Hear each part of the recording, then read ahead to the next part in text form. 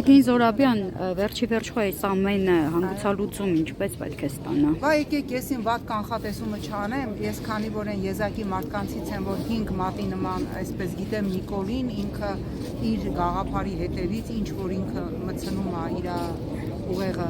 դրա հետևից գնացող անձնավորությունն է, ես ընդհանրապես ուզում եմ հուսալ, որ հայ ժողովրդի հավաքական կամքը թույլ չի տալու իրականացնել վատ թարագույն սցենարը, ինչի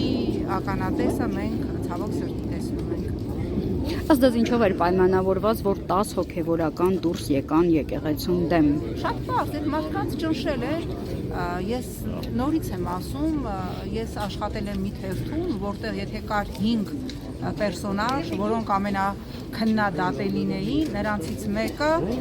Նավասարդ Կճոյանն էր եւ նույն Նիկոլ Փաշինյանը, ով մի խմբագիրն է եղել, թե իր լրագրողական, թե պատգամավորական, թե նաեւ վարչապետ